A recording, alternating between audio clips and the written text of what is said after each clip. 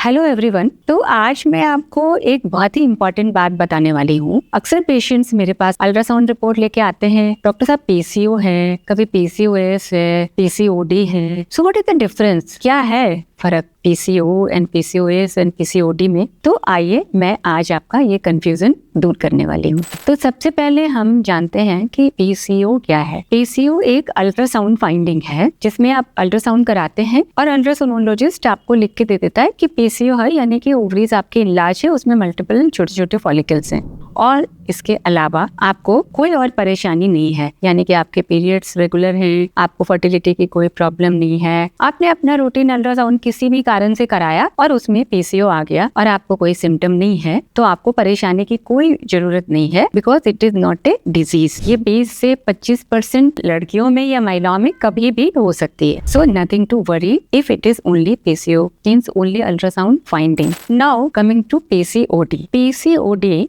is a syndrome, it is a disease and इसमें irregular periods होता है, ovulation proper नहीं होती है और साथ में आपको चेहरे पे अनावश्यक बाल आना या एंड्रोजेनिक फीचर्स हो सकते हैं, उनका होना जरूरी नहीं है। तो यानी कि आपको अगर इरेगुलर पीरियड्स है, फर्टिलिटी की कोई प्रॉब्लम है और साथ में आपको इस तरह के अनावश्यक बाल भी है चेहरे पे और अन्य पार्ट में, तो ये पीसीओडी पहले बोलते थे इसी चीज को। It is an old term and now the same thing we call it a PCOS, यानी कि जो हम ये नोमेनक्लेचर जो पहले हम PCOD वर्ड बोलते थे, पॉलीसिस्टिक ओवेरियन डिजीज, अब हम बोलते हैं पॉलीसिस्टिक ओवेरियन सिंड्रोम, PCOS। तो उसी पुरानी चीज का अब नया नाम हो गया है। तो लेकिन अगर आपको PCOS डायग्नोज हुआ है तो वो सिर्फ अल्ट्रासाउंड पे नहीं हो सकता, इसमें आपको क्लिनिकल सिम्टम्स होने चाहिए, जैसे कि आपको इरेगुलर पीरियड्स होना चाहिए या फर्टिलिटी की प्रॉब्लम होना चाहिए, ओव्यूलेशन नहीं होना चाहिए, यानी कि आपको साथ में हार्मोन भी कराने पड़ेंगे। Only after ultrasound and hormone investigation and clinical symptom तभी आपको पीसीओएस डायग्नोज कर सकते हैं। कोई व्यक्ति भी आपको सिर्फ अल्ट्रासाउंड पे पीसीओएस नहीं डायग्नोज कर सकता है।